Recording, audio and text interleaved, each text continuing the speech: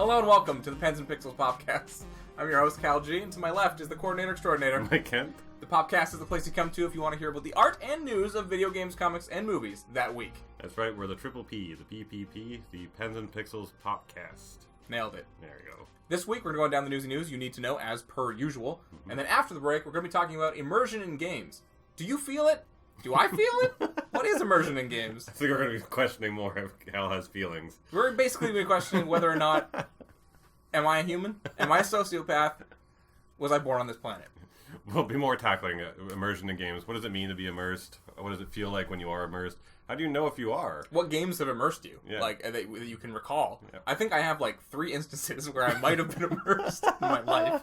And I think... But I want to... But then again... But I'm a heavy immersion guy, so I'm actually a good counterpoint to that. I'm like, I have to be in a game to enjoy it. But I'm the same as you. We've agreed that, don't fucking bother us. Yeah. We'll talk about it in this segment. Yeah. I feel like I'm the same as you, though. I just don't feel like I get the same thing as other humans do out of an experience. I'm like... Other people are saying these things, and I'm like, I don't think that's what I felt. Okay. Anyways, is there any housekeeping, Mike?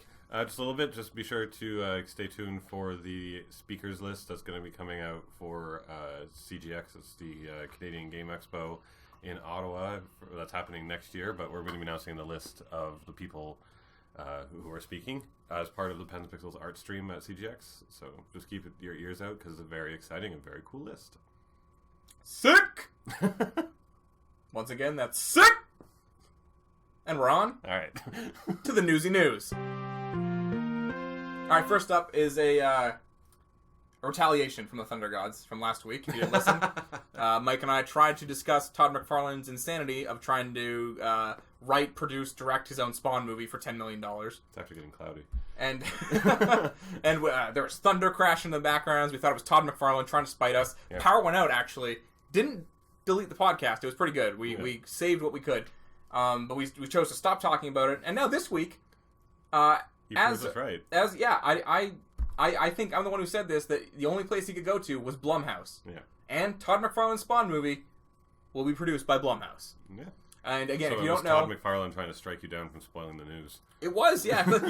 Well, actually, he just released a video today, July 21st, as we record this, and he said, he's like, the deal was just inked. Like, he was just talking about it like it just happened. Like, someone from Blumhouse came over and was like, we got $5 million for you, buddy. Sorry, but if you don't know, I've talked about it many times, but I feel like every episode could be someone's first episode, so I just want to go over it. Blumhouse is the company that produces a lot of horror movies, and they always just give directors $5 million. Yep. They're just like, hey, here's $5 million, do what you want, because it's low enough cost for the company to, if the movie completely fails, they haven't lost that much money. Yep. But if it's successful, they make boatloads of money, which they have with something like, Insidious and Paranormal Activity and fucking Split, even M. Night Shyamalan's recent comeback to fruition. They seem to focus in a lot on, actually, when you think about it, horror movies are cheap to do, so that's probably why they keep making a lot of horror films. But they are mostly known for, like you said, Insidious, Paranormal Activity, Get Out, The Purge. Yep. A few others like that. And it's a good model, right? Like for it's almost like giving everyone an opportunity to do something, because there used to be the show on, I think it was HBO, or anyway, one of those like nature / like the ones that always have documentaries on it. Yeah. Had a show called Greenlight, where because the greenlight process is to get your movie greenlit.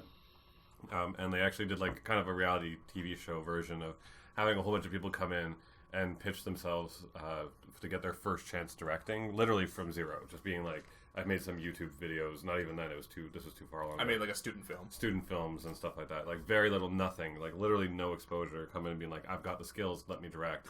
And then they get their chance to direct their first greenlit film and try and get it to greenlit. Mm-hmm. And this actually led to Feast. Yeah. And he actually went off to make like 4 more Feasts after that. Yeah, there's a lot of sequels to Feast. Yeah. But like that whole process, like watching what happens to go through and make a film, like in that context, it's so intense, and money keeps coming up as a problem. So if instead of sitting there going like, oh, we can't have your budget at 10 anymore, it's going to go down to 5, it's going to go down to 2, it's going to go up to 20, it's going to whatever, right? Instead, the idea of just going in and being like, here, $5 million, just go do it. Yeah. I think it's great because, again, $5 million is such low stakes for a company of that size that like they have the freedom to be like, you're the creator, go do whatever you want. Todd McFarlane, you want to write, produce, and direct? Go nuts, do whatever you want. You only get this amount of money. Now, that being said, that's just Blumhouse's general deal. They haven't actually said, like, he has a $5 million deal or he has a $10 million deal. He said he thought he could do something cool for $10 million, but they haven't actually said. But I'm just assuming they're going with what they give everybody else. You know, I'm pretty sure they gave Jordan Peele, $5 million, and he was a famous comedian. The only thing is there's I have no fucking clue how on earth they're going to make a movie this CG heavy. Maybe they'll just reuse the assets from the 1997 movie.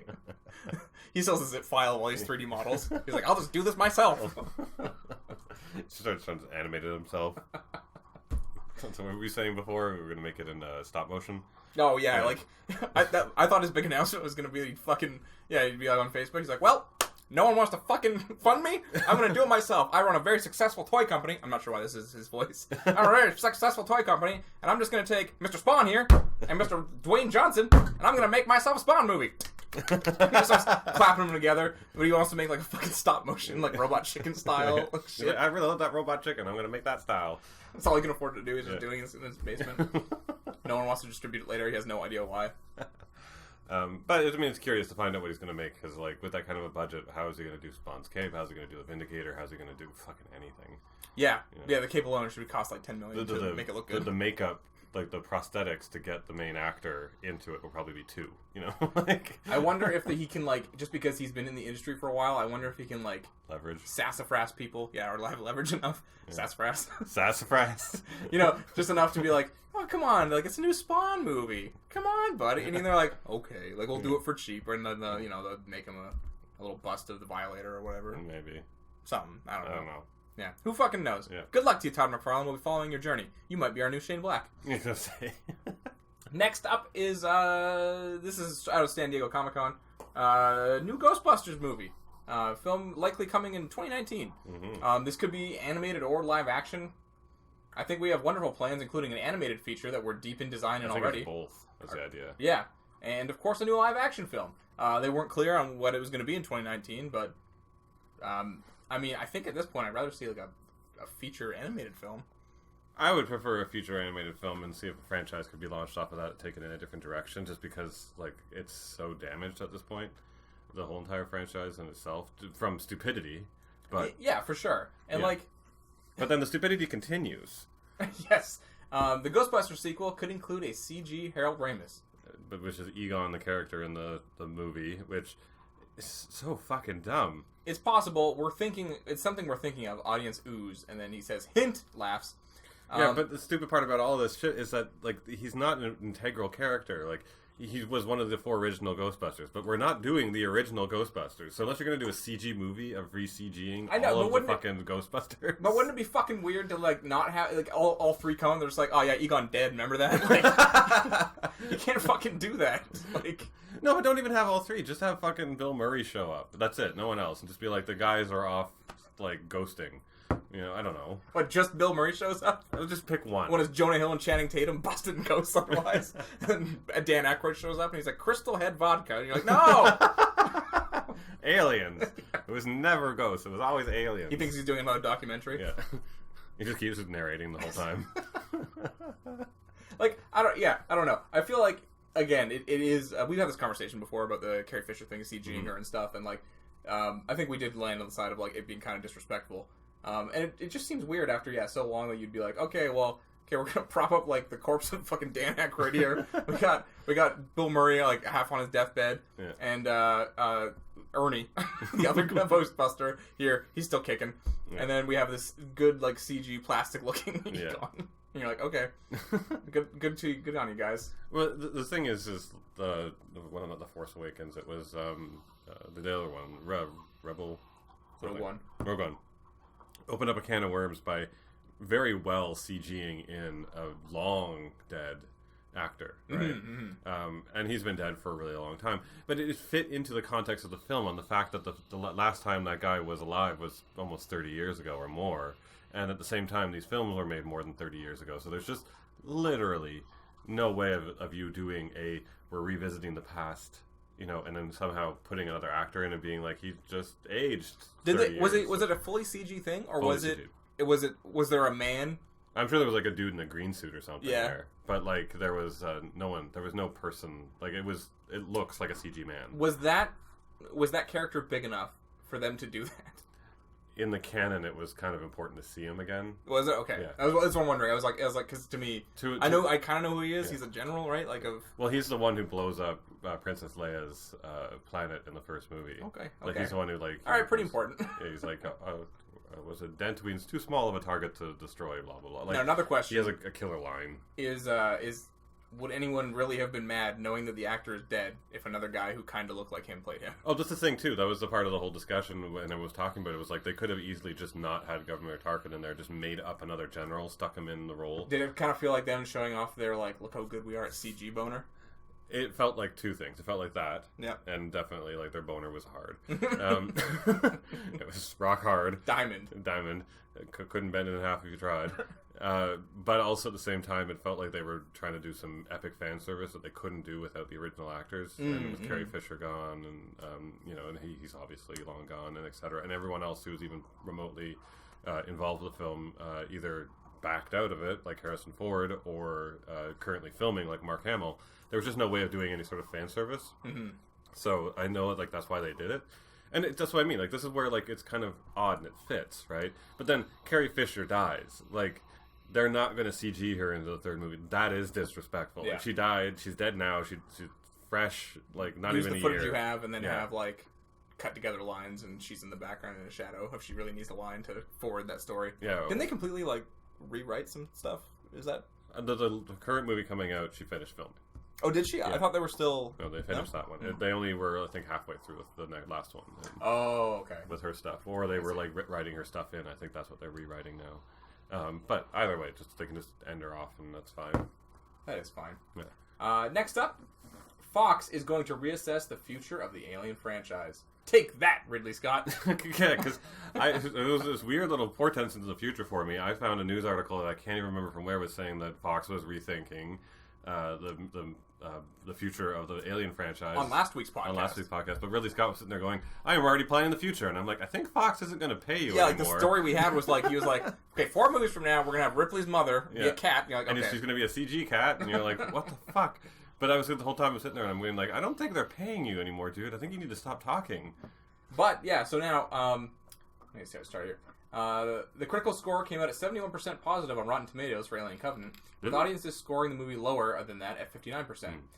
But what really has Fox registering the idea that Alien Covenant was something of a letdown is the box office results are falling short of Prometheus. Covenant has pulled in $232 million at the global box office so far, $74 million of that domestic. Prometheus earned $403 million global and $126 domestic. That's huge. Covenant had a 70% drop in its second weekend as well. Prometheus's drop was 59%. And I mean, every movie drops second weekend. That's fine, but it's like how much of the drop, and it just shows the power of the franchise wasn't continuing. And Prometheus killed that power.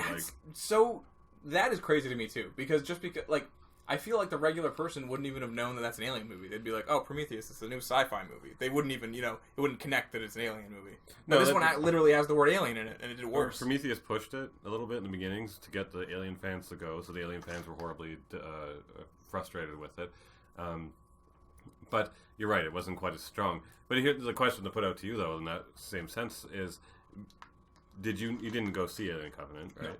No. And you weren't even driven to do it because Prometheus, right? You just weren't as excited as if Neil Blomkamp's Alien 3 came out. Like, you'd be like... like police chief Wiggum trying to run for the beer out of the chimney. You're not wrong. It's not that I didn't, even when I heard it was shitty, I still wanted to go see it. I feel like just being an adult, it's harder to see things that you want to see. I still, I know you missed Guardians of the Galaxy. Yeah. I've missed Wonder Woman. I've missed Spider-Man. Yeah, same here. I missed all three of them. And I still want to go see them. Technically, it's just hard to find the time, Yeah. I feel like, and I don't even feel like I'm like a real responsible adult or anything. It's hard to see movies. But you're right. If Neil Blomkamp came out, I would make sure I was seeing that. You'd be full Chief Wiggum to the beer out of the chimney. So, in fact, Scott has 2 other projects lined up and ready to go. But he's still talking about making the Alien sequel in the next 14 months, so around next July. And it's not a certainty. While Scott is busy with those films, Fox will be deciding on how to proceed with the Alien franchise. Sources tell the Hollywood Reporter, "We will have to recess the 2 intended sequels Scott has pitched." Well, so there's 2 parts to this in my head as a whole. Is one, thank God, I want him to stop his entire plan for the future and his weird grab on being like, I'm Alien. like a child, is Yes. really frustrating and destroying one of the greatest monsters ever invented. So I really hope that they shut him down and stop it.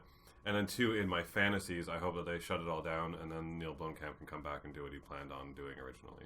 Yeah, again, I know we've talked about this before. Yeah. I think it's just so weird that Ridley Scott has this sense of ownership over this franchise now that, like, he didn't seem to care about for 5 different sequels. Did he write the original Alien? I don't think so. I think he just directed it, right? I believe so. Because, like, the Alien creation, like, the look of it was Geiger. Yeah, look was Geiger. So if he didn't write it, then...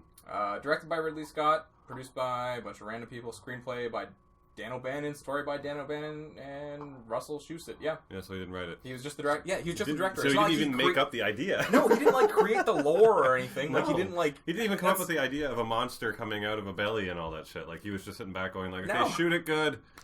Yeah, and it's not to say he didn't have, like, creative sway or anything, No. but, like, I don't... Yeah, this is the thing. It's not, like, his original thing that he, like, No. made. It would be... It wasn't his baby. It wasn't his idea. It would be like James Cameron, like, coming back to, like, Terminator after all these, like, terrible ones we've had and been like, you ruined it, it's mine now, it's mine, like, hugging it close, like, I know he does express interest in coming back, but he's not nearly as, like, hell-bent on it. It would make more sense if Star Wars, the guy who owns Star Wars, the original. Oh, George Lucas. George Lucas came back and was like, Star Wars mine, because he did write and create it. Yeah. It was his idea.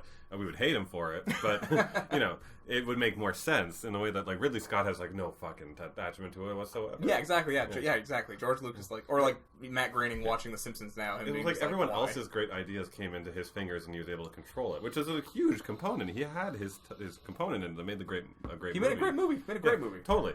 But, like, the thing is he didn't come up with the idea of the alien. He didn't come up with a chest burster. He didn't design the alien that was Geiger. He didn't design the visuals. He didn't design the very core of all those ideas were other people coming in and giving it to him, right? In the same way that, like, with Star Wars, actually, it was George Lucas taking his idea and then taking everyone else's feedback in that made the first 3 movies great. I would imagine what Ridley Scott did was, like, he, you know, pushed the tension a lot and made, like, he made the movie good. He made those ideas good. Yeah, he's but, like, I love this monster, but let's take this scene where it's this weird, like, anus opening door, and then there's gonna be an alien in there that just reaches out. You know, yeah, like, exactly. Like, he clearly had a part in it, but yeah, it's just this weird sense of ownership he has. I don't understand that he wants to, like, finish it off and, like, tell the story and blah blah. Yeah. Like, it's just so left field for me. Yeah.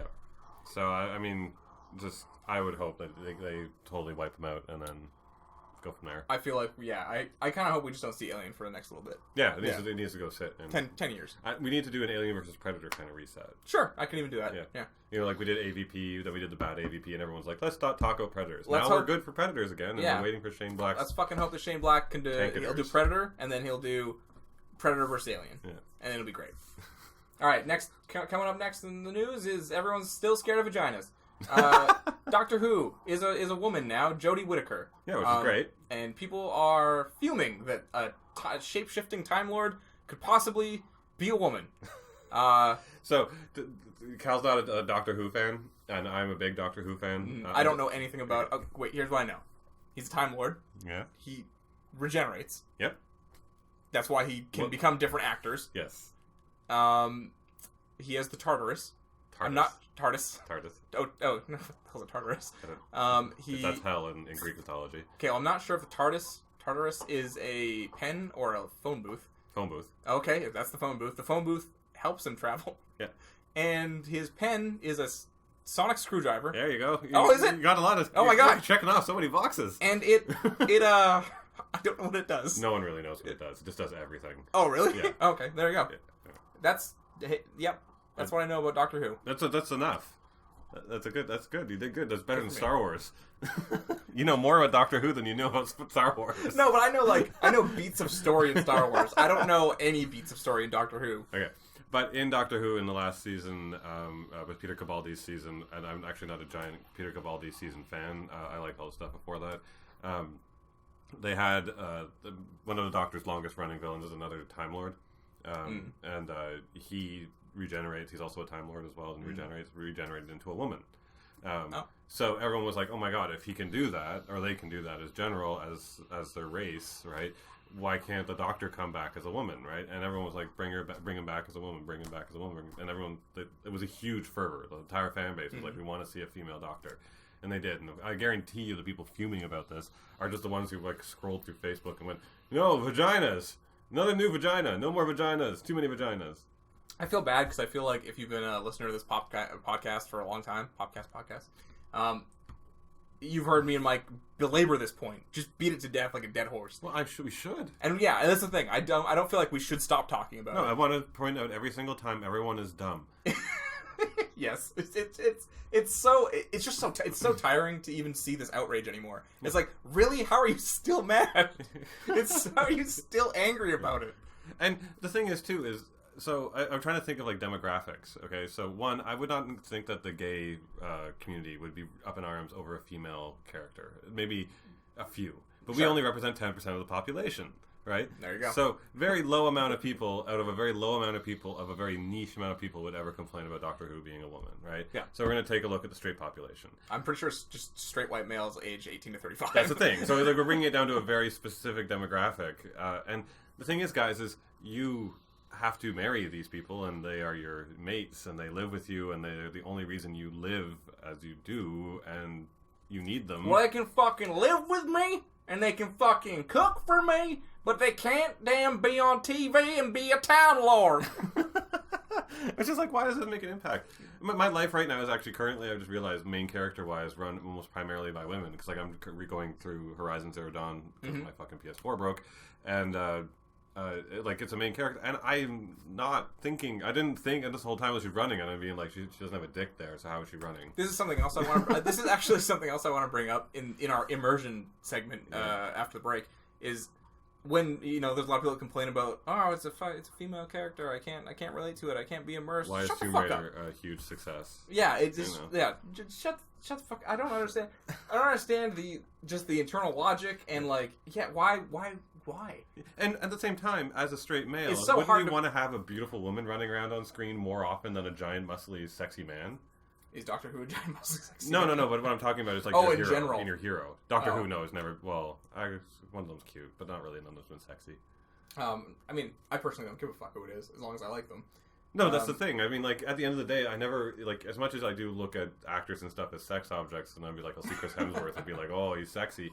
At the same time, I don't sit there the whole time and I'm just being like, I'm gonna fuck that. I would so fuck that as it goes by the screen. I'm most of the time thinking like, oh, Iron Man's super cool. Look at Thor crack a joke. Like the same thing with Doctor Who. Is it just like fear of change? Do you think? But what good is changing? Nothing. Well, it's a female doctor, and that's it. Yeah. Probably written the same as the other doctors because it's the same character technically, right? Yeah. So like, I don't. And it's also these people's obsessions with like, oh, the fucking social justice warriors are ruining media by including women equally. It's so hard. I always try to like, in my head, always for a quick second, I always try to empathize with like fellow human beings. Yeah. You know, I feel like I just said that sentence like an alien.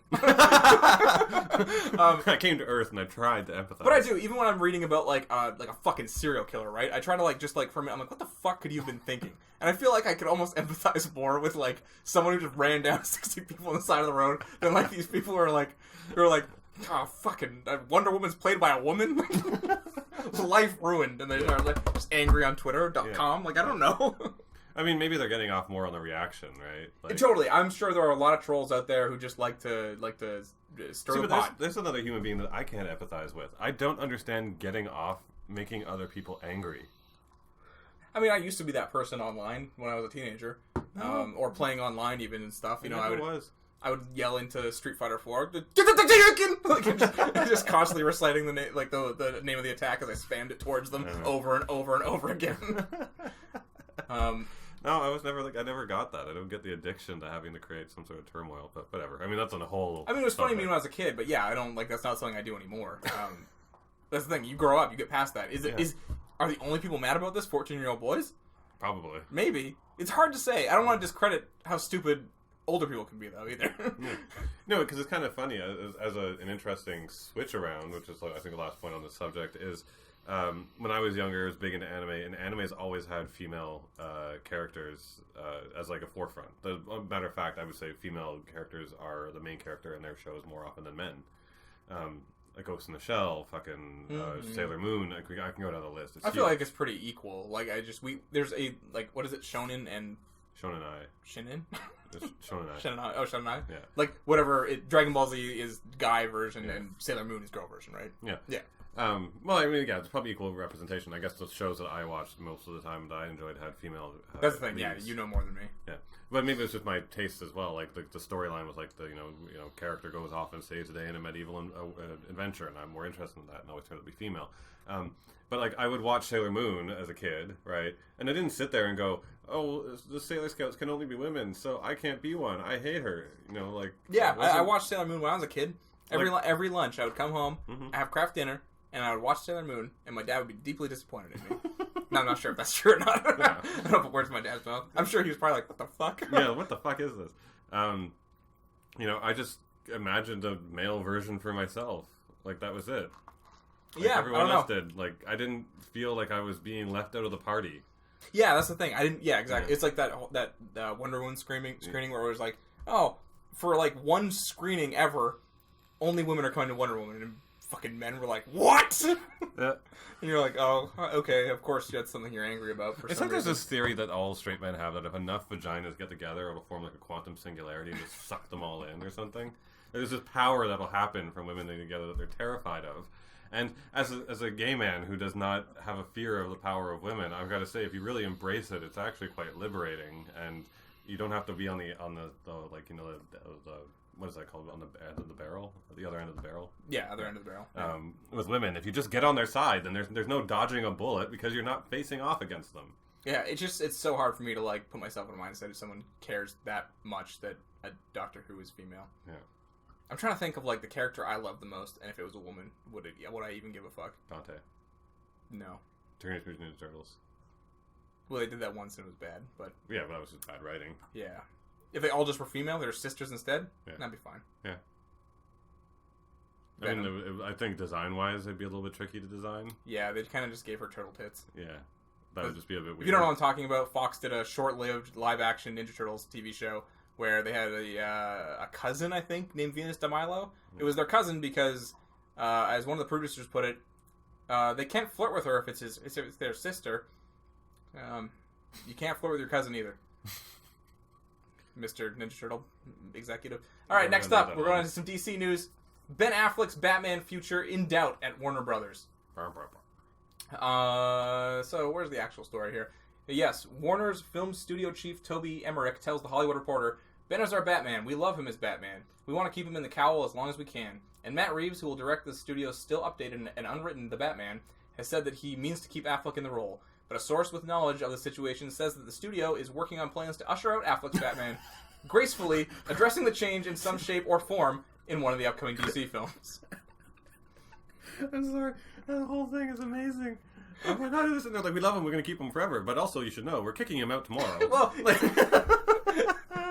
it says, it is another source, it's not the same guy. But, like, it almost does reek of, like, some guy being like, we love Ben Affleck. He leaves the room, and he just, like, looks at his, like, assistant, and the assistant's like, he's gone. Yeah. He's just fucking out. Or bringing in an employee and, like, being like, so, we love your work here, and we know that you love the work here. I do love the work here. It's the only job I've ever loved. Okay.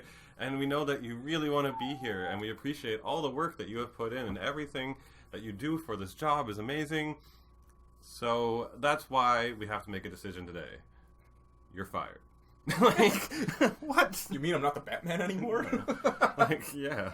But I think Ben Affleck kind of dug that grave for himself in his reaction of not embracing the yeah, role, he right? seemed. Like, There's been a lot of like off and on turmoil over the last couple months. If you're going to take on a superhero role, right? Any one of them who doesn't jump onto embracing it is the one that ends up kind of being washed out, right? Like the reason why Robert Downey Jr. and Chris Evans and the big guys were so big on maintaining their role was because they sat back every 5 seconds and were like, I'm Iron Man, wear an Iron Man t-shirt, I live like Iron Man, I'm Iron Man, I'll fight for Iron Man, I'm Iron Man, you know, and then like I'm going to showcase myself as Iron Man in every movie, even if there's no story about Iron Man, I'll fly by, like, you know, like he's got to showcase I'm at the sick kids hospital being Iron Man, you know, shit like that. Yeah, but then like Ben Affleck's just like, sad flex. So the interesting part about this to me is they plan to usher out Affleck's Batman gracefully, addressing the change in some shape or form in one of the DC films. So that's going to be Damian Wayne. So that's what I'm thinking, right? Is it going to be like Damian Wayne? You know, they're either going to like have Batman, he's going to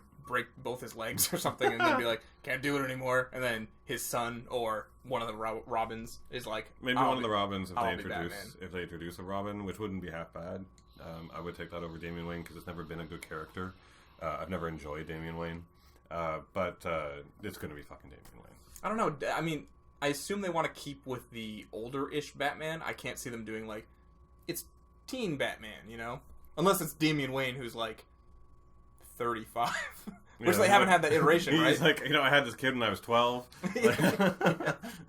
Yeah, like, that's the thing. I think it'll probably keep around the same age. Or not as old as the Batman we have currently, but, like, in that ballpark, I would say. Which would only fall to one of the Robins. Yeah, that's what I'm thinking. Yeah. They'll introduce one of the Robins, and then quickly he'll be Batman. Yeah. Alright. Or they'll just go full teen Batman, which would just be fucking stupid. I can't see them doing that. That'd be weird. No more DC news. Shazam is the next DC movie to shoot. Said nobody. No one cared. Well, I do. I like Shazam. I always did. The bigger news is Dwayne Johnson won't be in Shazam, confirms Jeff Johns. Do we even know who is playing Shazam? No, do we? No, I don't think so. Or if we do, he's a nobody. Yeah. But we know who the villain is. It was The Rock. Yeah. As Black Adam. And also, we know who the main villain to Shazam is since like day one. I'll hit on this a sec. But since day one, Black Adam has been the Joker to Shazam. They're the polar opposites of each other. So it'd be like, you having a Batman movie and then suddenly just being like, now there's a Joker movie. Oh, was Batman going to be in that movie? No, they don't even talk to each other. Like, there's no reason for them to exist without each other. Yeah, it's like... So it's super odd. Let me see what this says. We haven't announced any casting yet. Yes, you have. But Dwayne isn't going to be in this movie. He's still doing Black Adam, but he won't be in Shazam. Okay, so he's still going to be... Why was The Rock meeting with DC so much for 4 months? Well, because Black Adam's a DC movie. Are they doing a Black Adam movie as well? Yeah, that's what I think they're saying. Oh, okay. Yeah, so he's going to have his own solo Black Adam movie because Dwayne can carry a movie. Yeah. Well, related. The Rock explains why Black Adam is a hero. Well, I mean, Black Adam in itself, his story is very interesting and kind of a turmoil thing. And he's a villain a lot of times, and a lot of times he's also kind of like an anti-villain or more like a really dark hero. I don't know a ton about him. The only thing that I've seen him in, he's been pretty clearly like bad. Yeah, because that's the thing. In particular points in the history of Black Adam, he's been like literally tearing people in half. There's a couple of times where he literally tears a couple of characters in half. Like bad guy. But he's just really, really angry, basically. Next up is Fargo and Legion creator is developing Doctor Doom, which is awesome. Yeah, that's you watched Legion? Yes. Did you watch Legion? No, I never did. No. Legion was great. It was if you like psychedelic head trip, kind of like weird, also jumpy kind of shows. Which that's Legion. So like, Well, I didn't watch Legion, but I watched Fargo. And Fargo's awesome. And I didn't watch Fargo, but I've heard great things. Yeah, for like both those shows have had like great critical reception, and now he's getting to make a Doctor Doom movie, which is amazing. I mean, the only thing is from Fargo, did he play that up really heady as well? Like, I mean, not in the way to like psychedelic crazy, but more. No. Like no. No, I don't think so. Because like the movie itself played up in this like weird tone, right? Like that was the whole point of it. It has a similar tone to the movie, but like it's not. Sorry, maybe I don't understand what you're asking. That's new. No, I mean, like, is it almost like more of an art style? Like, you know what I mean? You know what? It's a good example, actually, is your favorite show there with Hannibal? Hannibal. No, it's not like Hannibal. Yeah. But nothing's like Hannibal to me. I say with hearts in my eyes. Yes. No, I don't think so. It has a really good, like, stylistic tone to it, but, like, it's not overly arty. Okay, well, I just want to know if he had that kind of, like, because I've only seen Legion for his work and I haven't seen Fargo, so I was wondering if he was always constantly playing around with, like, heady kind of mind-trippy stuff, which would have been, like, against Doctor Doom, but, considering he can do two completely different genres like that really well, then amen, and all the power to you. Yeah, like, he does crime and characters very well in Fargo, and like you're saying, he does, like, very head-trippy and superhero stuff well in Legion, so... And he did good character stuff, and the thing is at the end of the day, while Doom is neat, he's just an evil Iron Man, kind of, at the end of the day. Yep. But the power and coolness of Doom is the character, like, the most maniacal, intelligent... His name is Dr. Doom. And he somehow makes that cool. Yeah, he owns it. It sounds like such a stupid, bad comic book name, like Fence Man or something. But like, he's like, no, I'm fucking Doctor Doom, and you're like, shit. Yeah, like his name comes up. You hear like of the two biggest villains in my mind in Marvel. Whenever they show up, you're like, fuck, things are gonna get so fucked. It's Thanos and Doctor Doom. Yeah. So either one of those two show up, shit gets bad. Yeah, and like I'm curious what they're gonna do with a solo Doctor Doom flick. Like, is he gonna be fighting the Fantastic Four? Or is he gonna be doing one of the many other things he does? No, I think he'll probably just be. There'll be a lot of stories of ruling Latveria and like political stuff and different like manipulating countries and shit like that, and dealing with armies and all these kind of things. I think it's going to be more about his intelligence than about the great power he wields. Because really, at the end of the day, I mean, his super armor is probably helpful enough. A few scenes where you punch his shit and shoot the laser beam, but I think the rest of it's going to be more about him plotting and doing machinations that are like going to for his world domination schemes and shit. Which I would be like, I'd fucking watch a show about Doctor Doom planning how to rule the world. Oh yeah, like that. Oh yeah, like down. Oh yes. Yeah, that'd be great. Yeah. Anything would be better than the last Fantastic Four movie where he's like a fucking robot crash test dummy in a garbage bag. And at the same time, I don't want to see the Fantastic Four in this. I want, as a matter of fact, I want Doctor Doom in the first episode. He's just going to be watching TV, and then he like hits a little button, and they just go, and he's like, well, they're gone. All right, so on to the world domination. Or he's just like flicking by the news, and it's like, Richard Reed's dead, and he just keeps flicking. I was like, okay. Yeah. Next up, Venom will be a horror film. Yay! Good. Until next week. Until next week when we get the rom-com version. Yeah. Venom, meanwhile, will be helmed by Zombieland's Ruben Fleischer, and he has some very interesting ideas about where to take Tom Hardy's Eddie Brock. I've always been drawn to more anti-hero superheroes. There's a dark element to Venom, and a wit that has always appealed to me. They become almost a third being, which is what Venom is. There's a famous quote, "You're Eddie Brock, I'm the symbiote, together we are Venom." Mm-hmm. Cool. Sorry, wait. He says, this is the quote that I liked that you found that I didn't realize was in this article.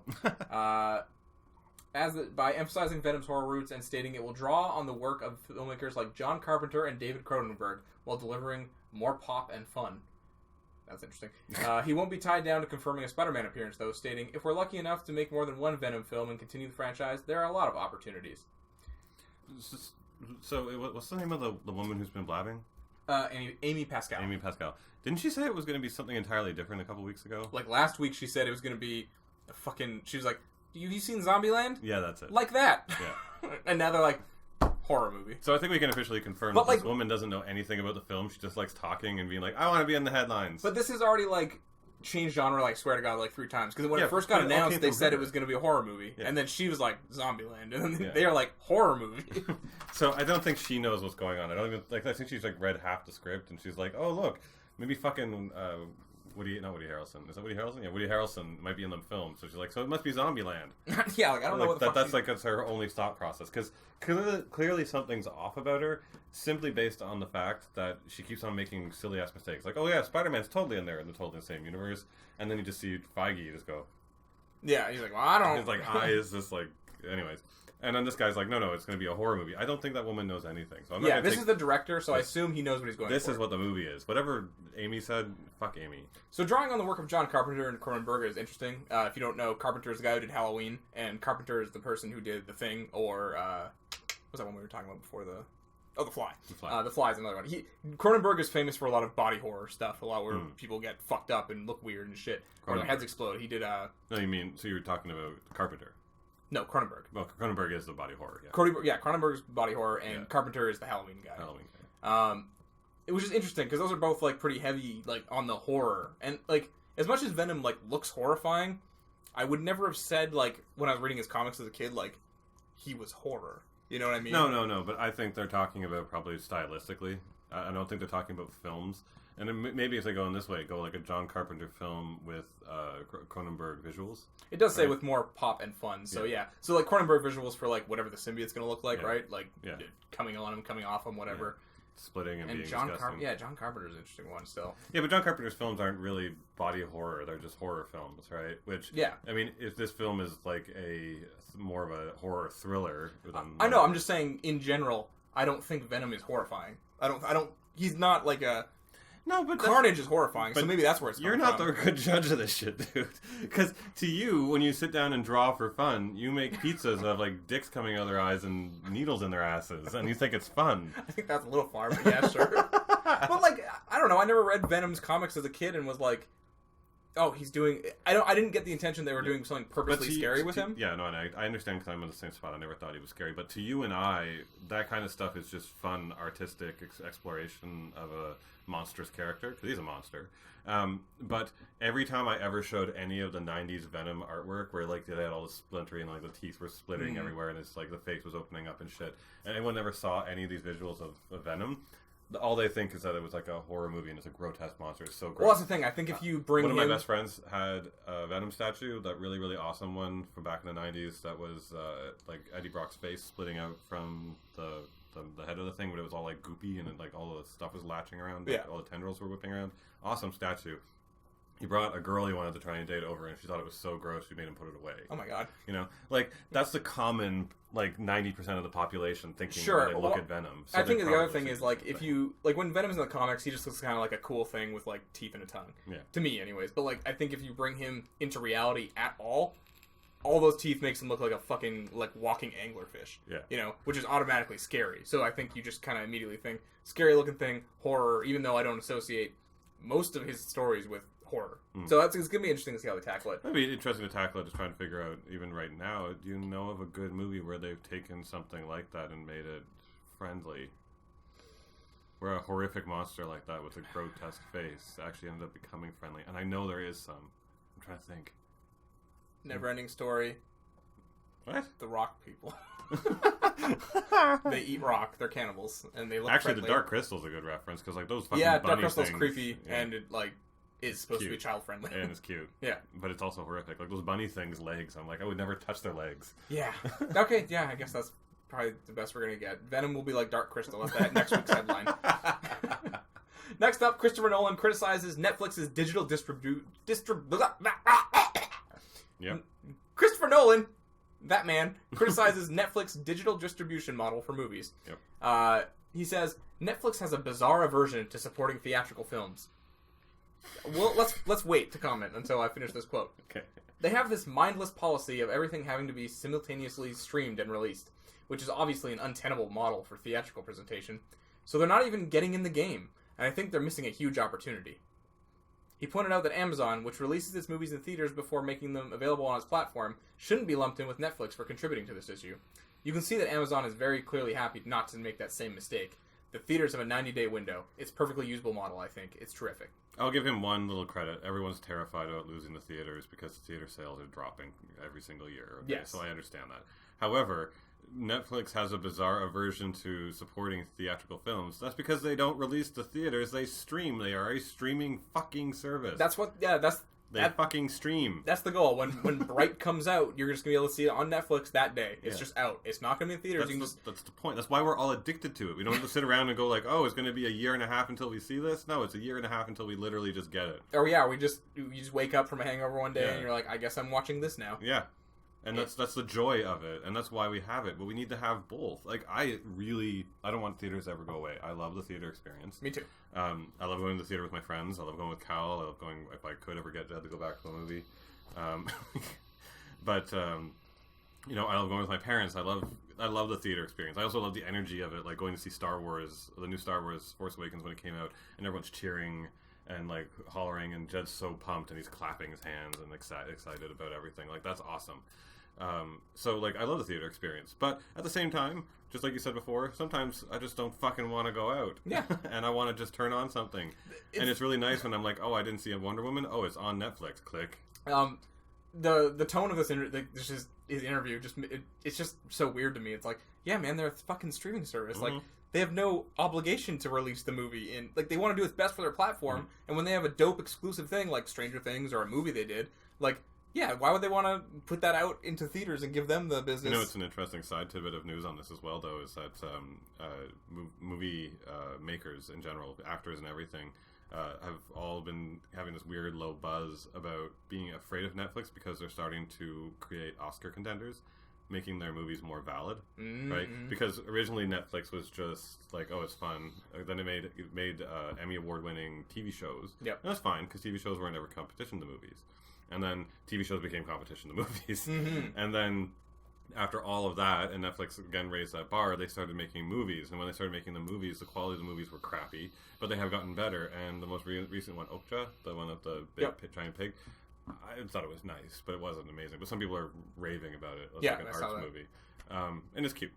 But everyone's like, it's going to be an Oscar contender. Now, I don't think it will be this year, but they will eventually make one. And then suddenly now, you're no longer this elitist club of theaters and the theater crowd and the film industry and the filmography and all that kind of stuff. Now, even Netflix can make a film that gets you an Oscar. That suddenly makes any streaming service out there. Everyone's going to do like the fucking app stores or VR right now. I'm going to make a VR company or an app company and make the latest thing, and then I'm going to take over the world and be the next EA, right?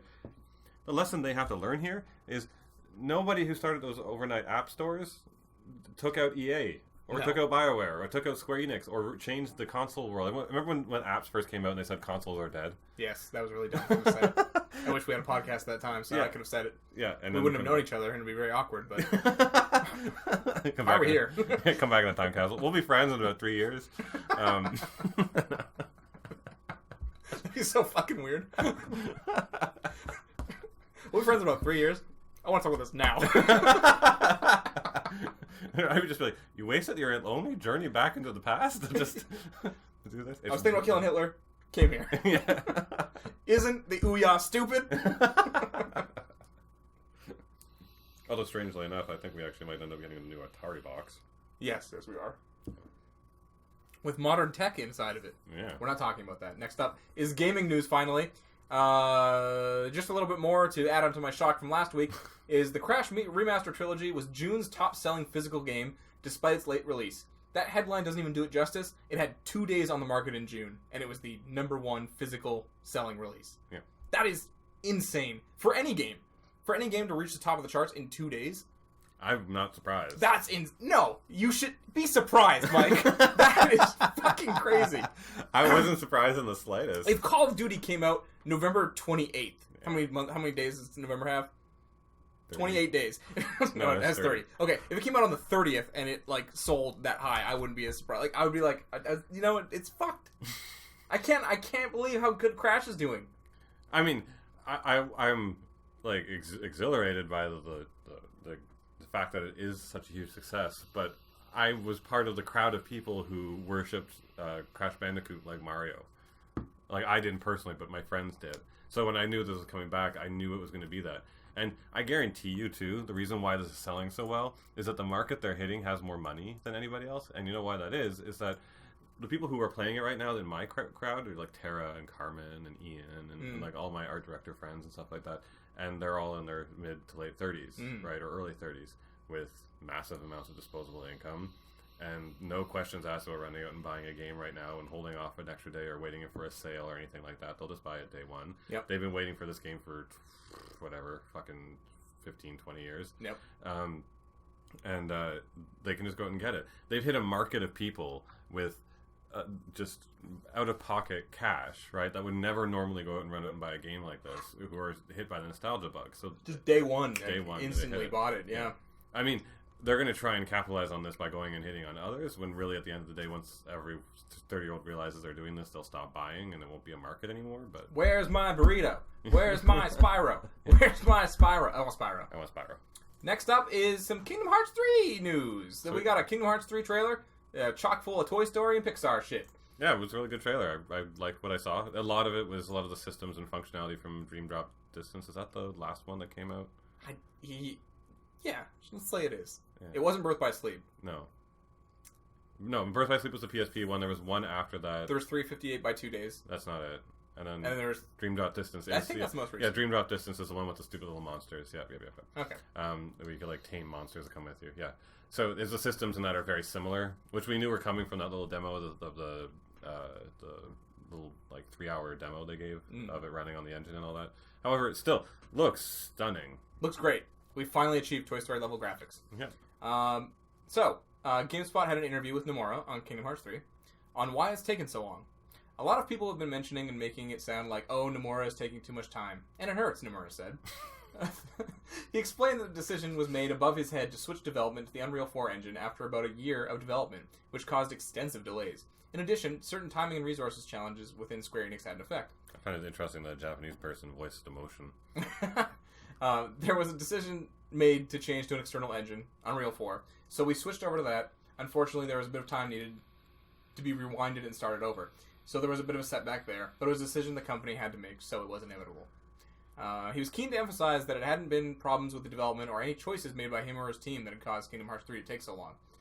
I mean, I want to know what happened, not just before you started development. Why did you decide to do 900 portable games before you just decided to do the third one? But isn't he also just full of shit? Because he just said, I want to emphasize that it wasn't any problems with development or any choices they made. They chose to switch to Unreal 4 halfway through. And well, that sounds like it was an overhead thing from like Square. No, I know. Just still, they chose to do that, and then they had development problems when they switched over to Unreal's development engine. Okay, yeah, you're not wrong. So it was literally that. There are some decisions the company had to make, and it just didn't work out for a certain timing that we were hoping to hit. It's kind of out of my hands, he added. And I mean, yes, time has passed, but it's out of my hands. When it comes to leaving Disney worlds as a surprise. Speaking of the game's various Disney-themed worlds, of which Toy Story is just the latest to be revealed, Nomura said they likely won't be saving any as a surprise for players to discover on their own. I don't think we'll be keeping any worlds a secret until the game is released. I think we'll be introducing them leading up to launch. Nowadays, games can add content on after the fact through DLC content, so there's no need to hide any worlds. That's just admitting there's going to be DLC. But again, I guess we expected that. Yeah. On DLC, that of course begged the question, are they already planning downloadable content for Kingdom Hearts 3? Nothing is set in stone, but I'm afraid we can't go into details. But I have told the team, just be prepared to accommodate for something like that. We can't suddenly develop a system where we're accommodating for downloadable content, so it's not confirming or denying either way, but this is just so the development team will be prepared. I've informed them of making preparations. So they probably will be. Yeah.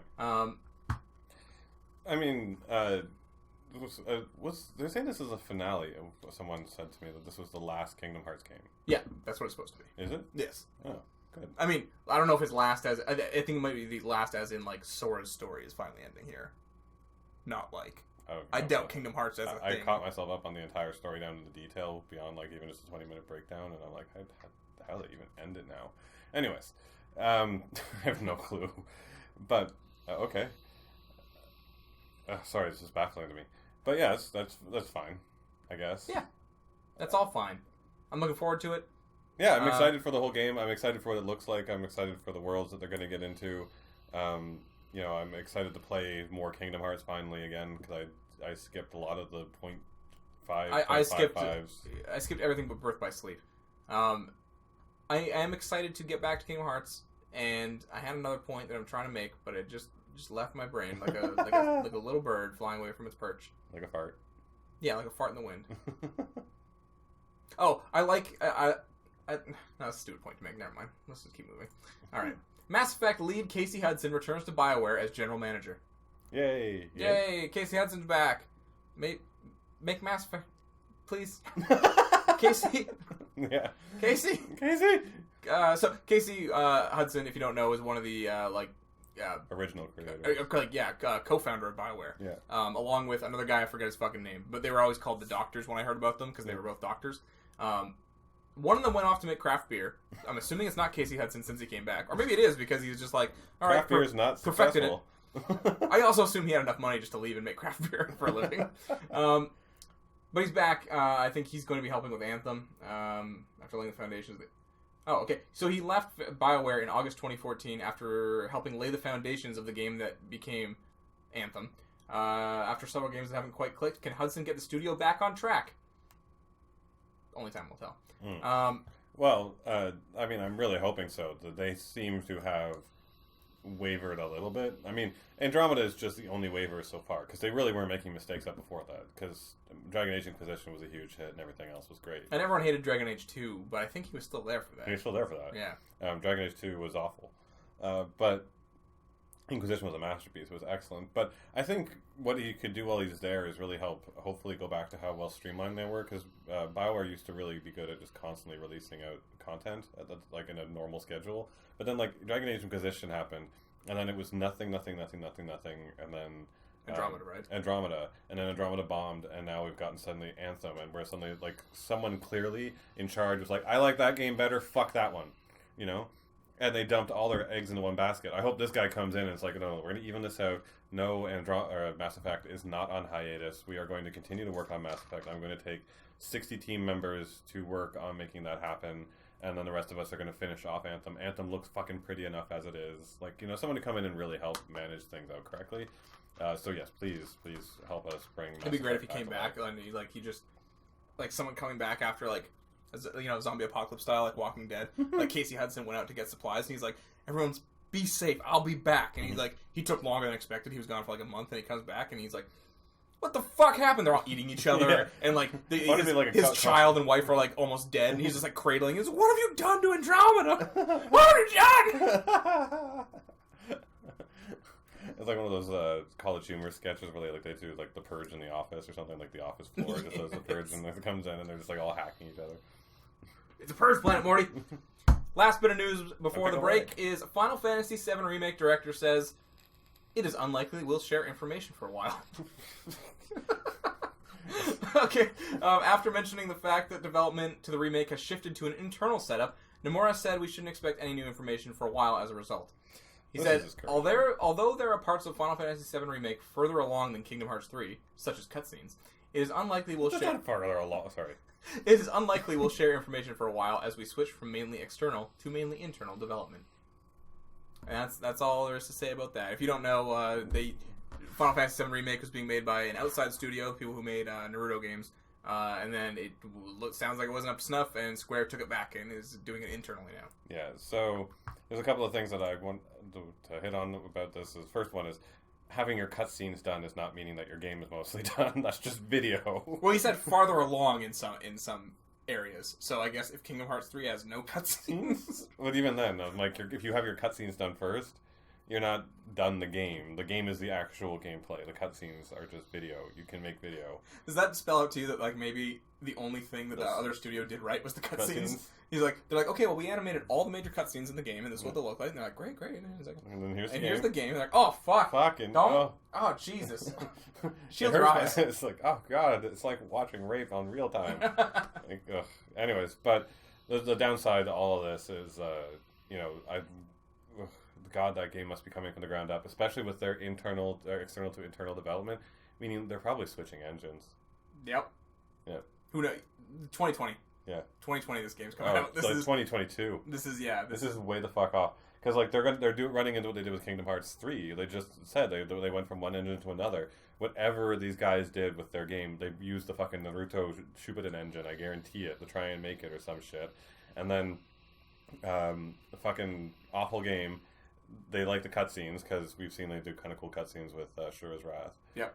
And then they're like, fuck, you can't have the game anymore. Took it back, and they're going to stick it back into a probably Final Fantasy 15 engine or Kingdom Hearts engine or something, and redo it from the ground up. Yeah, kind of depressing. Yeah, really shitty. And I mean, like, and it's the studio's fault that this is happening. It's not. I mean, it's not even Square. Yeah, that's the thing. It's not Square's fault for once. It's not like the whole Versus 13 debacle or anything. Or Kingdom Hearts 3 was switching around your engine halfway through. This is just them going like, we're going to give you this game and hopefully you do good work because everyone loves you. And everyone's like, we do love them. Give them the game. Yay. Oh, no. Apparently not. No. I will be forever curious to see, like, what they produced. I want them to have, like, a little, like secret, like, what is that called? Easter egg in the game where, like, you can go through a wall and then turn on the old version. And, like, you're just, like, you're just in, like, what it is. And I just want it to be horribly dysmorphic with, like, all the rigging breaking all the time. It's completely untextured, just like a gray box of a world. Why does Cloud have a dick? Oh, God. Why is there a Gordon Ramsay JPEG over here? All right, coming up after the break is going to be a talk about immersion in games and do I feel it? I know I do. I don't feel it. I feel it. I've never felt it. You have no feelings.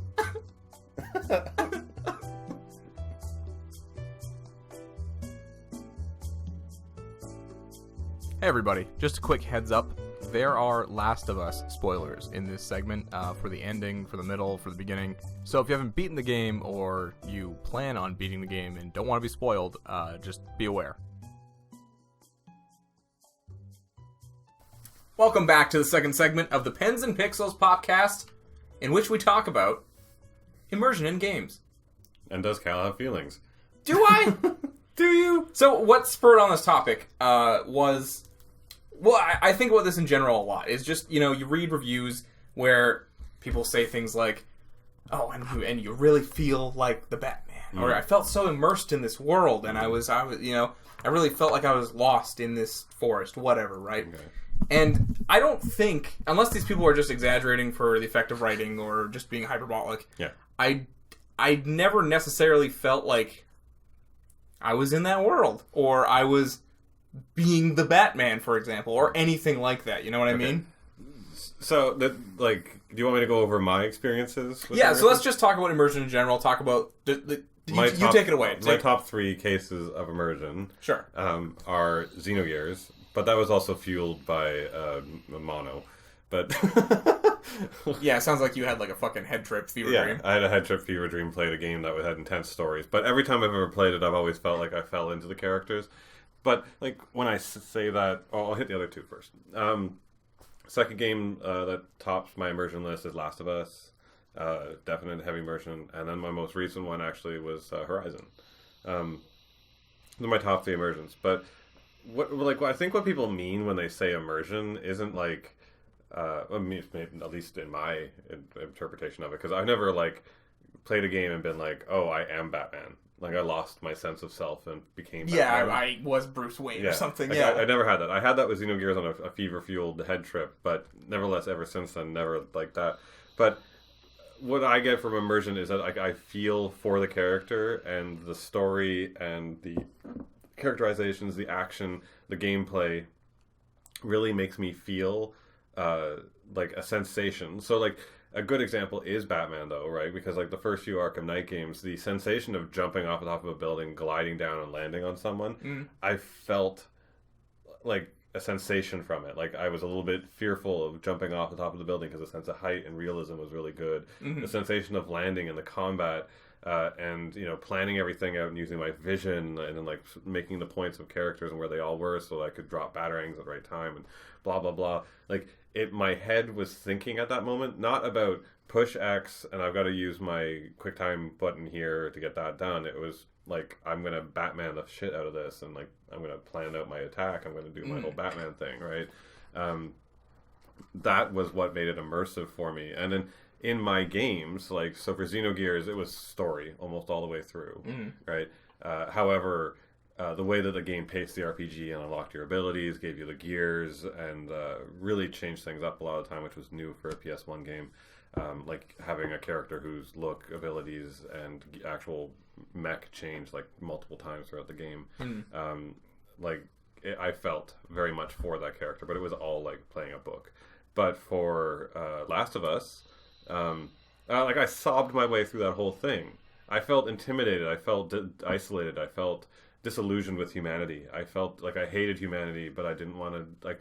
My feelings were Joel's feelings and Ellie's feelings. See, I've never gotten that, and I really love Last of Us. I love Last of Us story. I love the characters. Just love the entire game. But you never I would never say that. The sense of it.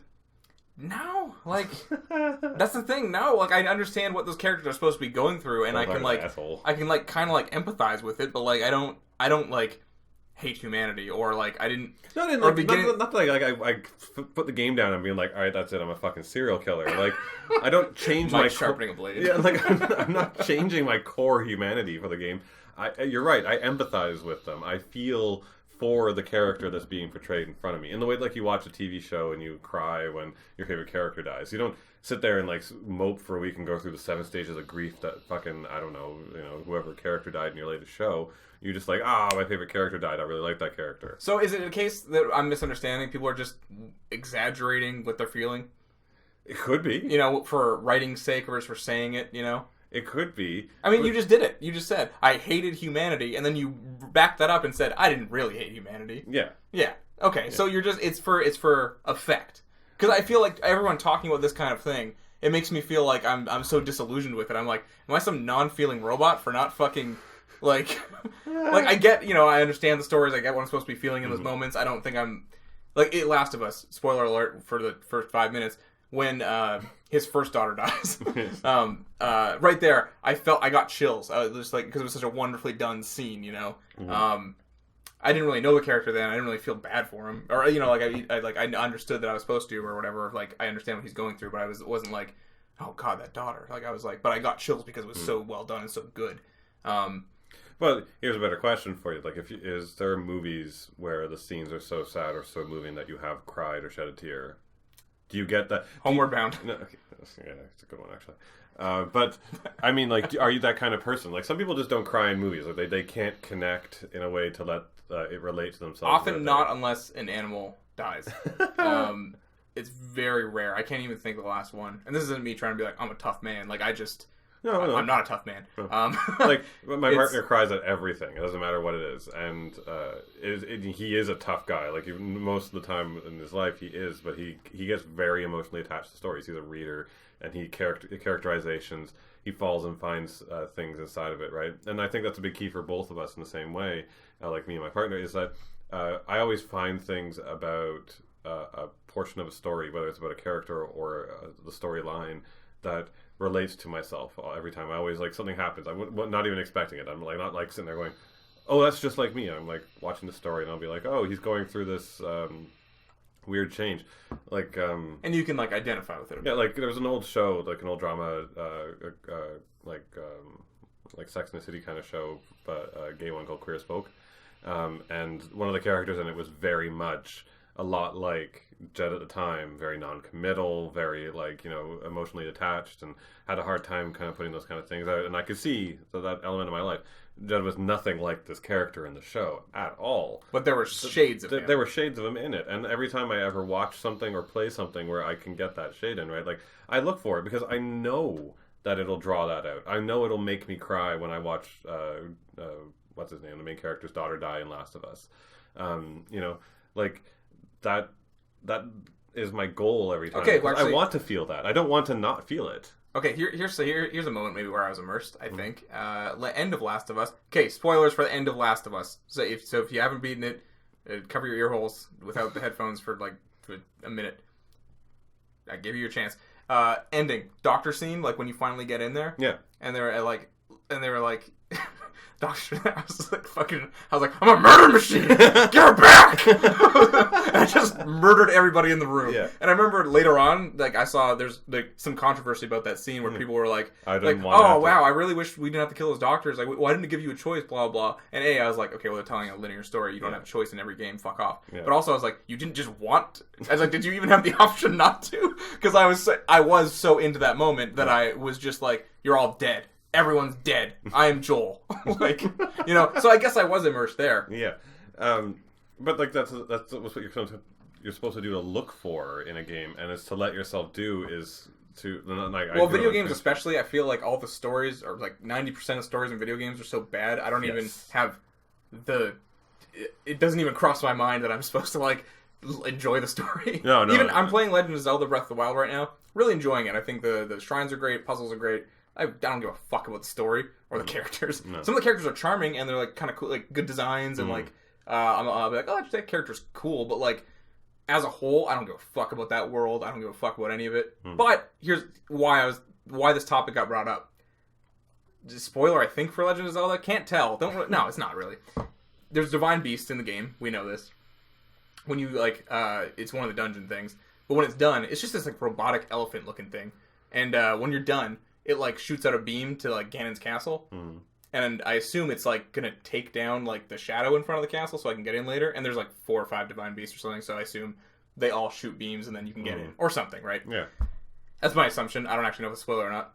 But so when now when I'm wandering around the world, the elephant, I can always just see its beam shooting, and like there was like a part of me I was like, oh, I feel bad that this elephant, because I'm not planning on finishing this anytime soon. I feel bad for this elephant, and then in my head I was realizing I was like, it's not gonna run out of stamina. It's nothing. It's a pixel in the game, pal. Like, don't feel bad for this elephant. And I had this moment of like, what? Yeah, why do I feel bad? And that's what got me to think, because I'm not immersed in that game. In that, like, I'm Link and I want to wander the fields and cook meats and do all these things. I don't feel that in that game. But for a brief moment, for that elephant, I felt remorse that I had completed him so early. No, but that's part of it. That's kind of the key, and that. I mean, I'm not even supposed to feel that in that moment, I don't think. No, but I mean, like, it's interesting because, like, Zelda's not supposed to be a game where I don't think you're supposed to be feeling a large amount of investment at any one point, right? Like, the Kind of Funny guys said it when they answered your question. It's about 5-minute chunks on little pieces of change so that you can play it mobily.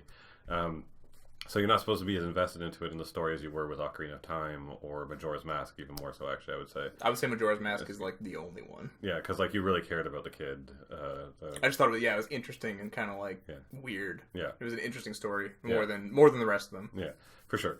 So, like, it's a bit more compartmentalized, but, you know, just giving you that twinge of, you know, that sensation should be making you feel something, right? So that you feel incorporated into the world, right? And that means good design. I don't think the developer's intent was to make me feel bad that I saved the elephant, technically. But I don't think, like, I mean, they're not trying to predict out your exactly accurate emotion, but they probably were more like, let's say in my case, I'd probably look over at it and be like, oh, look at the accomplishment I did, and look at this great beast that's using all this power. How cool is that? Now I get to stare at it all the time and be like, look at this amazing thing I've done. Right, and feel my change, and I've changed the world. Like, a really good sense of immersion for myself for any game is always the world changing around you. I hit on this every fucking episode, I think. But just because I'm playing Horizon, I keep bringing it up, but not again. But playing Horizon, and you go around and you take out the thief or bandit nests or whatever, and then they become towns, right? And suddenly the area gets a little bit more safe. It makes me feel like I'm making an impact, right?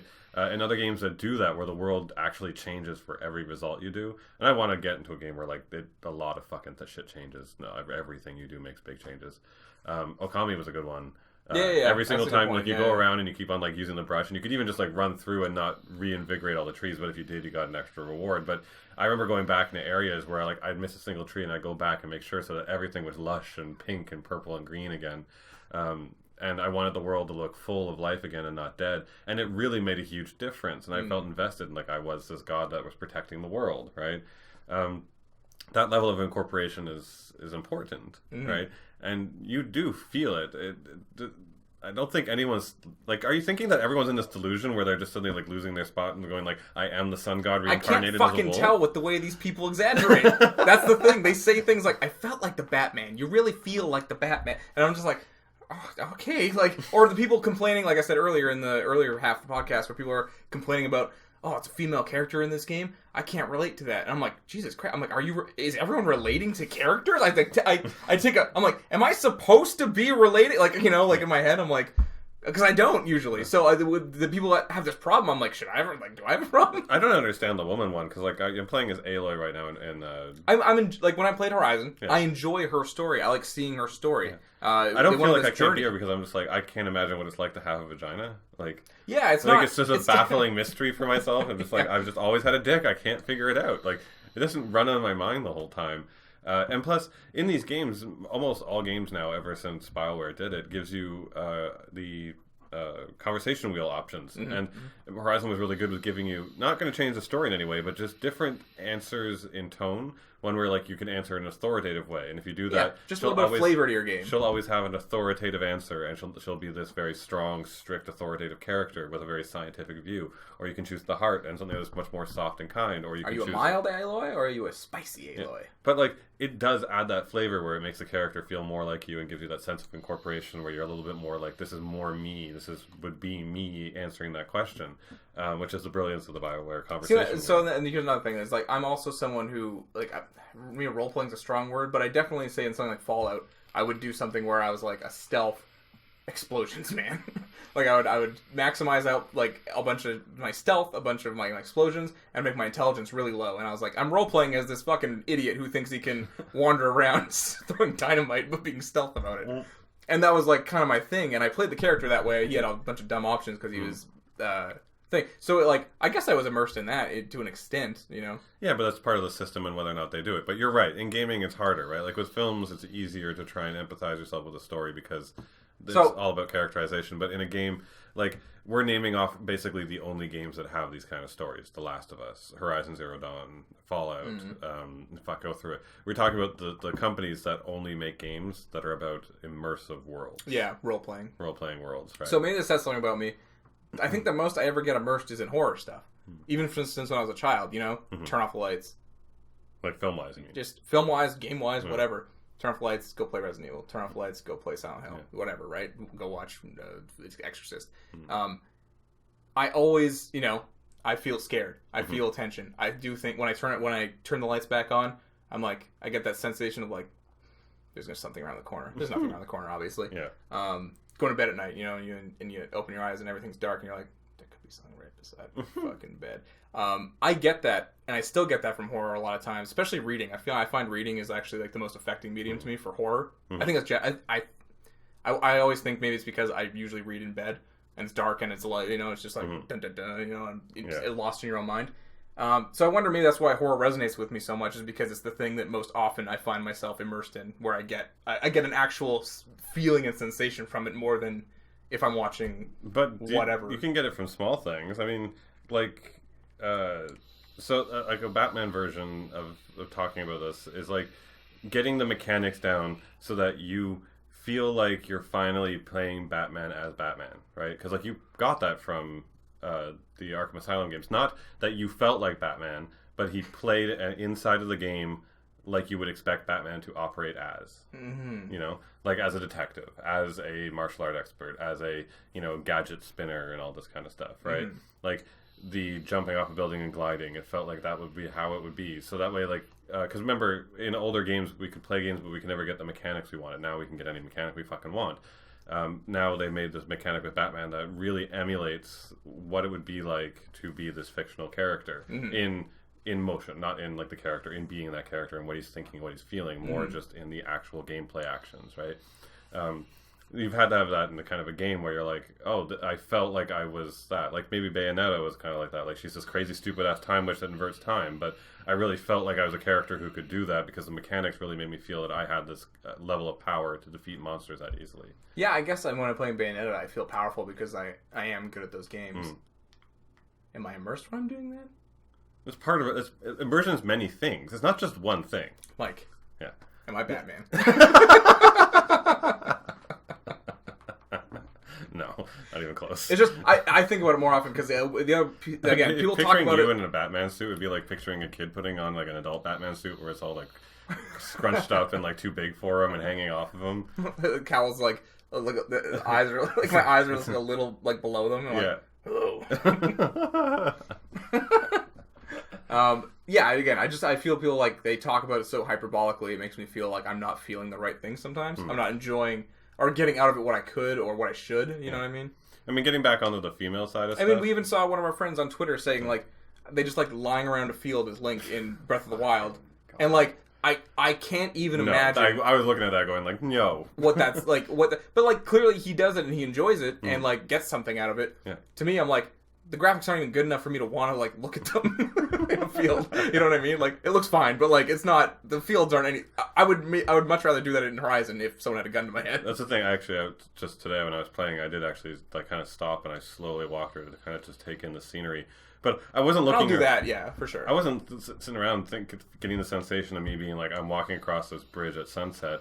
I was just being like, really how beautiful this all looked. I was enjoying the scenery, which maybe that's what he meant instead. Maybe. Or maybe that's the thing. I put it out to you guys out there, actually, as a question to our audience is, do you guys, when you talk about immersion, do you talk about losing your entire sense of self and experiencing yourself as the character in the game? That's what I'm wondering, too. Or, you know, even when a movie builds a world, do these people, like, who are, you know, obsessed with whatever, Blade Runner or whatever, you know, they get, like, lost in these worlds. Like, when you say that, are you really, like, do you think about that nonstop when you're out of it? Like, you really, like, you know, you get those obsessions with a certain thing or whatever, like...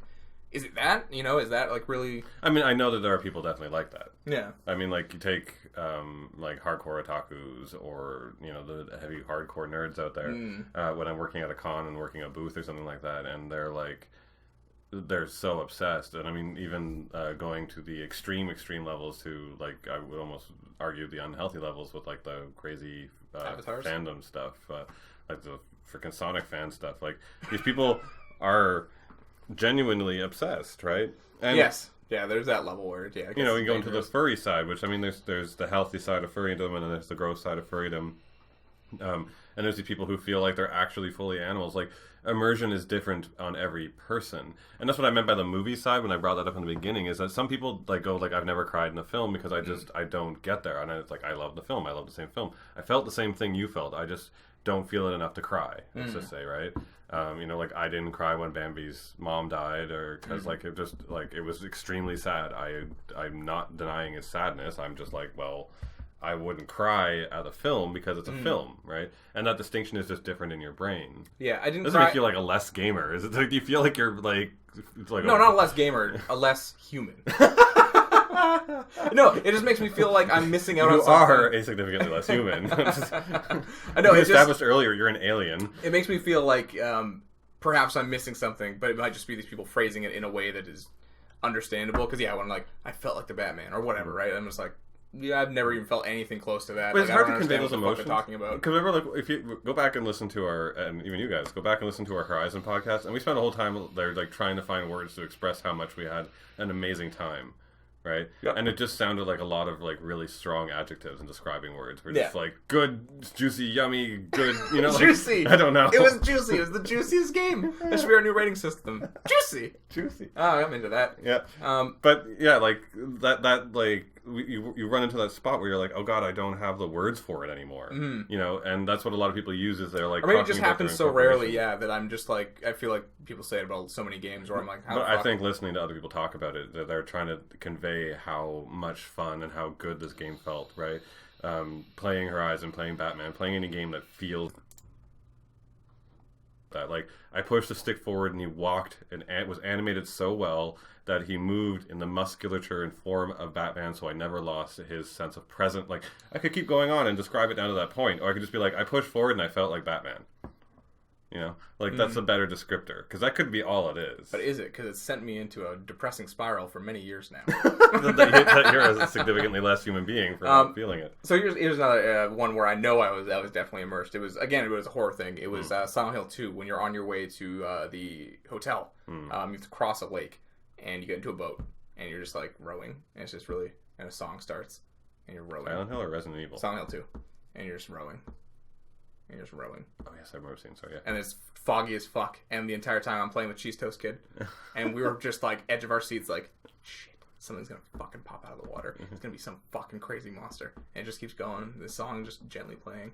And you just get to the other side and you get out. And I was like, that was the most intense moment of my life, and nothing happened, but it was horrifying, and I was at that moment. I might as well have been on the boat. Like that is what that was. Like that was one of the few times in my like life where I'm like, that was crazy. You know. I had that in Silent Hill 2 as well. Like, or is this one? No, this is 2. This is the one. 2 was the one with the radio. Yeah. Yeah. Was 2's the one with Pyramid Head. Yeah.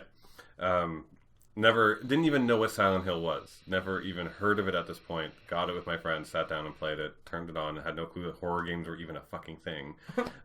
Started playing, and then we're in the middle of the street, and there's fog so thick around us that you can't even see, like, the stores. I think all I could see was a lamppost next to me in the corner of a car, slightly, maybe. Yep. And we're just standing there, and we had only encountered one monster, and the thing's going as it's getting closer. And we all just dropped the controller, and there's this guy literally just frightened and horrified in the middle of the street. And I was like, someone's move it, it's gonna come, and no one would touch it. We were just this dead fog around us. We just could not get the balls to move the character slightly left to go find a wall at the very least. Yeah. Yeah.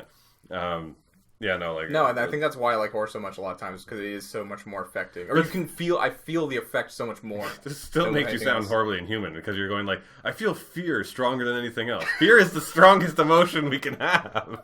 Fear is the emotion that says you're going to die, don't die. I feel like it's the only one. I feel like it's the only one that, like, I can, like, identify. Like, again, like, you know, I might have, like, twinges of happiness or, oh, that's a sad moment, but, like, fear is like, I'm genuinely affected. Fear is the strongest feeling you could possibly have. It is the key moment that tells your body to flee because you're going to die. It's like you can only experience extreme highs or extreme lows. Yeah. And there's no in between. Yeah, I'm either completely neutral or like at fight or flight. Ready to go out the door or just hanging out on the couch. There's no others. Yeah, no, and I would say the other time is probably the ending of Last of Us. I won't go over it again because it's spoilers, but yeah, that was probably the other one where I had the most like emotion I probably ever had in the game. I mean, like, again, I've had it in other points. Like, if I'm going to go over mine, with Xenogears, it was Ellie being captured in that game. Like, the whole relationship built up between, like, their multiple lifetimes and everything was so well executed in the story in Xenogears that, like, when she was taken, I was like, I gotta fucking get her back. I couldn't let this character Faye not be with this person because they had expressed their relationship as such a grand thing. It was really impressive, and I felt that. And I'm like I'm a gay man, and I'm running after a woman, going like, "Get my girlfriend back!" You know, like I thought that like the fact I was doing that was like, you know, really interesting. But and then for Last of Us, I had it a bunch of times in that one. I mean, there was the first scene with the daughter dying. There was the whole. Well, it's kind of a bit mixed. Is when you first took over as Ellie, I actually felt a really good strong sense of immersion because I felt weaker as her because she's a kid, not because she's a woman, and like there was this weird sense of like lack from her when playing her when in the gameplay that was really cool. But then her almost getting she was getting almost raped or something. Was that the whole thing? I didn't get raped from it. But people say rape, so it's really hard to tell. If the place wasn't burning down, I would say definitely yes. Rape. That was rape. Yeah. But it was burning down. I don't know if he's like, was he willing to just be like, I'm gonna die fucking, like, I don't know what. Yeah, it's really hard to tell. Yeah. I think they've commented on that, the creators, and they think they've like tried to leave it ambiguous. Yeah. But I mean, even then, like this like act of rape or act of sexual assault or assault in itself, and like she in the way she coiled afterwards, and she was so scared, and you know, like Joel comforting her and grabbing her, and she was like broken a bit after that. Like, you're right, I did not like that moment. Yeah, like that really got to me. I really felt like I had to protect my daughter at that moment. And then when I finally got Joel back and I could be protective again, I felt like a dad, and I was like, I felt that relationship finally come to his head at that moment. And then, yeah, like the final scene when you go in and you have to shoot the doctors. But I was, again, the same thing where I wanted, even though I was like, I'm going to kill you guys, I was like, I'm going to leave 2 of you because I don't know how many doctors are left. I was still kind of giving a little bit of logic. I'm like, I'll shoot 2 because I need to get this out of my system. But the other 2 can stay because we need surgeons. And I almost wanted to be like, can I talk to them and find out which one's like actually got a doctorate? There was... See, like, and I was just like caveman, like, get back. Can you imagine my conversation if I went in and actually did that? I'd be holding up the gun and be like, all right, which one of you is actually formally trained? I'm a doctor. The other 2. Like, well, they were too. You're like, oh, I didn't. Well. Or which one of you is a surgeon then? Yeah. I was like, I'm a fully trained surgeon. Okay, so you can stay. Yeah, we might need you eventually. And they're all competing over who's got better accreditation. Just ruins the game. Yeah, so that's our conversation on immersion. Is there any last words you want to say about immersing yourself? Well, I mean, like, I just wanted to hit on the whole female thing again, just like lasting that whole thing off. Sure. The whole like playing as women kind of baffles me, considering there have been a lot of women in charge, and as an actual statistic, which you can look up, I go look it up. Most men, straight males, will play a woman when you get the sex options, like to choose either male or female in games. That's not true, is it? Yeah, check out the stats. Okay, well, I only know it for Mass Effect, but Mass Effect was like overwhelmingly like 87% played as the male and like 13% played as female. That's the only one I can think of. I mean, men choosing to play as women, not like because like most women chose to play as male, right? Most women chose to play male shepherd. So that would tilt numbers the other direction, right? But most heterosexual male men chose to play as a woman. Yeah. Are you sure? Yeah, check the stats. I remember a big article reading about it. Yeah. Okay, well, I'm going to call bullshit on that one, but you can go Google it for yourself. Yeah, no, go Google it yourself. Generally, when they get to choose, they chose female. So I'm kind of baffled at that because like, at the same time, I ask my friends and my colleagues, my coworkers, usually what they would pick when they're giving either sex, and I get 2 reasons. One is some of them like the female models better, which is true. Sometimes a woman actually does look less like stupid walking. Sure. And then I've had a couple of them say they like looking at a girl the whole time. They don't want to look at a guy, which I'm like, good God, you're gay. just admit it. It's okay. You can't be that afraid. If you are, there's a reason. But yeah. I think that's the last. Immersion is all based on a by person basis. I think is the final kind of answer, really, at the end of the day. And there's no, you're not less human or less of a gamer because you're not as immersed as someone else. And yes, people exaggerate the fuck out of what they think is, feeling like something. I've never felt the right thing at the right moment, except fear. That's the thing. If you've enjoyed what you heard, you can find me on Twitter at TheCalG. You can find Mike at MikeKentDraws. You can find Pens and Pixels across all social medias. Pick your poison. Yep. And be sure to subscribe to us. Give us a like and a thumbs up and a comment on SoundCloud, iTunes, and YouTube. We have a YouTube channel where we also post up content and these podcasts as well. So be sure to check us out there and give us a subscribe. All that stuff really helps us out. Also make sure to follow us on Twitter for the actual podcast itself, PNP_podcast. And other than that, goodbye. Stay juicy. Stay juicy. That's going to be a word that follows these forever. It's a bad word. That's a great